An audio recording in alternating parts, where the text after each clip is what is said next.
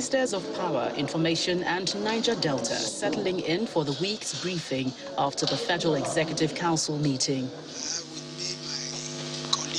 As expected, the Minister of Power speaks to the crucial question of the electricity workers' strike, an action which threatens to throw the nation into a major blackout. The Minister of Labour and the head of service, they have not attended the FEC for that reason.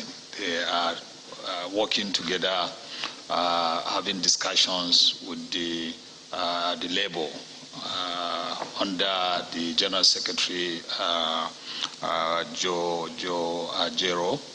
They are working since trying to discuss the matters. They are trying to switch off the electricity due to the warning strike that they have been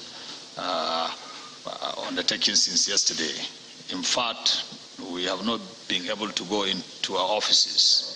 The issues they have is not particularly on having something to do with us, but together with something to do with employment issues with the head of service, and so that's the reason why they are now having that discussions. In the first quarter of 2022, there was an assurance that power generation would exceed 5,000 megawatts. The power minister explains that the challenge of gas supply has thrown a spanner in the works. We are unable to reach 5,000 because of the gas issue. So and it is not up to the Minister of Power alone. We have other players. For instance, Minister of Finance, who controls MBED.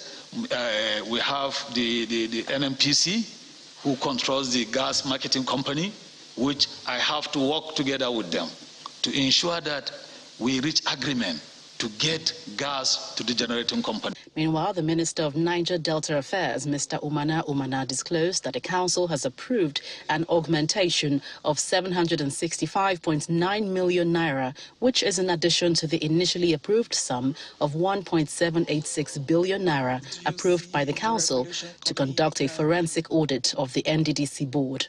The white paper is then the decisions of the federal government on the findings of the forensic audit. Of course, with the white paper released, those who committed infractions will be called to account, and whatever government has to do, governments will then proceed to do so. Contrary to speculations, the Niger Delta minister asserts that nobody is trying to stall the constitution of the board, maintaining that the established procedure would have to be completed. From the presidential villa, Gloria Umezuke, Channels Television News.